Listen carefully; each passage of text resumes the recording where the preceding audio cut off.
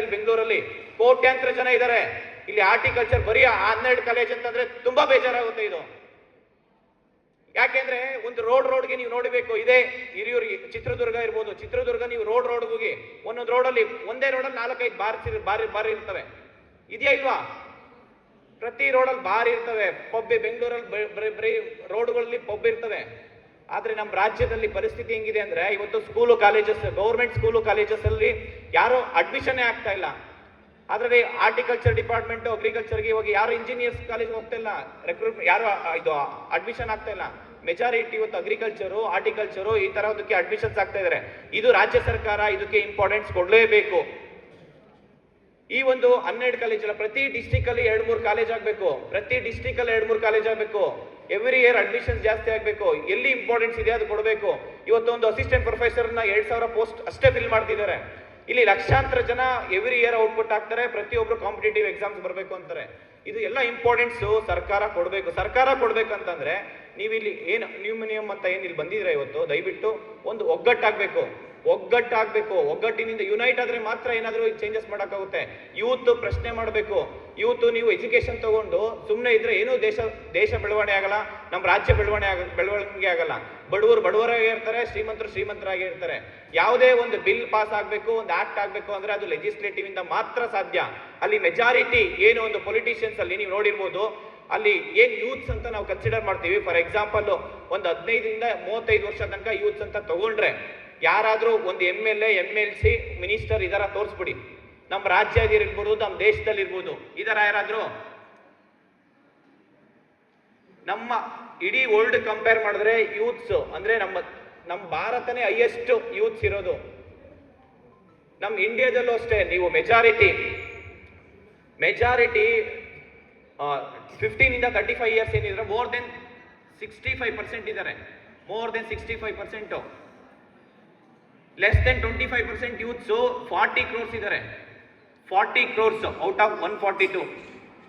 ನೀವು ಇಮ್ಯಾಜಿನ್ ಮಾಡ್ಕೊಳ್ಳಿ ನಮ್ಮ ದೇಶ ಯಾವ ರೀತಿ ಕಟ್ಬೋದು. ಇವತ್ತು ನಮ್ಮ ಯುವಕರು ಸೋಷಿಯಲ್ ಮೀಡಿಯಾದಲ್ಲಿ ಮುಳುಗಿದ್ದಾರೆ, ರೀಲ್ಸ್ ನೋಡೋದ್ರಲ್ಲಿ, ಟೈಮ್ ಪಾಸ್ ಮಾಡೋದ್ರಲ್ಲಿ. ಇದನ್ನ ದಯವಿಟ್ಟು ಅರ್ಥ ಮಾಡ್ಕೊಳ್ಳಿ.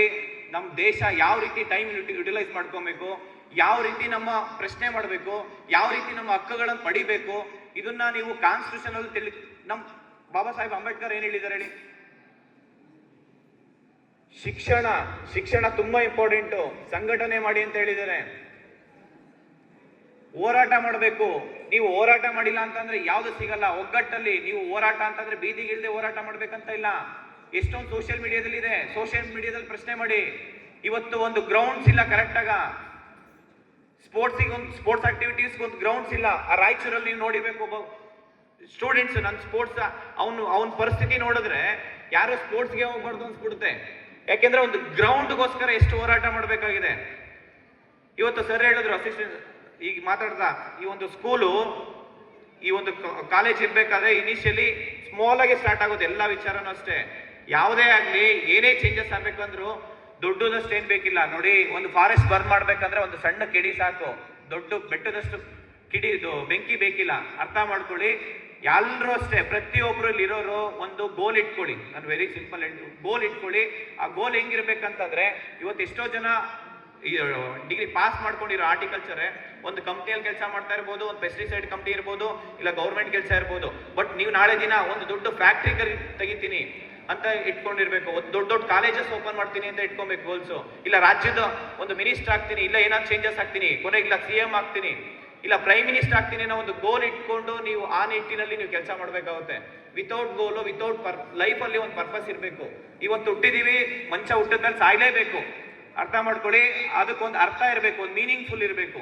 ಏನಕ್ಕೆ ಬಂದಿದ್ದೀವಿ, ಏನಕ್ಕೆ ಕೊಟ್ಟಿದ್ದೀವಿ, ಏನ್ ಮಾಡ್ತಾ ಇದ್ದೀವಿ, ಏನ್ ಮಾಡ್ಬೋದು ಅಂತ ಯೋಚನೆ ಮಾಡಿ. ದಯವಿಟ್ಟು ಯುವಕರಲ್ಲಿ ನಾನು ಮನವಿ ಮಾಡ್ಕೊತೀನಿ, ಬರೀ ಒಂದಿನದ ಕಾರ್ಯಕ್ರಮ ಆಗ್ಬಾರ್ದು. ಇದು ಲೈಫ್ ಟೈಮು. ನೀವು ಯಾವುದೇ ಒಂದು ವಿಚಾರ ತಗೊಂಡ್ರೆ ಅದನ್ನ ಸಕ್ಸಸ್ಫುಲ್ ಮಾಡಬೇಕು. ಇಷ್ಟು ಮಾತಾಡೋದಕ್ಕೆ ಅವಕಾಶ ಮಾಡಿಕೊಟ್ಟಂತ ಎಲ್ಲ ನನ್ನ ಸ್ನೇಹಿತರಿಗೆ, ಮತ್ತೆ ಇಲ್ಲಿ ಕೂತಿರುವಂತ ಎಲ್ಲ ಗಣ್ಯ ವ್ಯಕ್ತಿಗಳಿಗೆ, ಮತ್ತೆ ವಿಶೇಷವಾಗಿ ಕಾಲೇಜಿಗೆ, ಮತ್ತೆ ಈ ಒಂದು ನನ್ನನ್ನು ಇಲ್ಲಿ ಕರೆಸ್ಕೊಟ್ಟಂತ ಚಿದಾನಂದ್ ಅವ್ರಿಗೂ ಅಷ್ಟೇ ಎಲ್ಲ ವಿದ್ಯಾರ್ಥಿಗಳ ಪರವಾಗಿ, ಈ ರಾಜ್ಯದ ಜನರ ಪರವಾಗಿ ಧನ್ಯವಾದ ತಿಳಿಸ್ತೀನಿ. Thank you so much. ನಮಸ್ಕಾರ.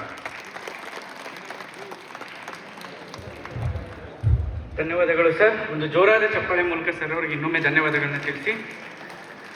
ಡಾಕ್ಟರ್ ಕವಿ GS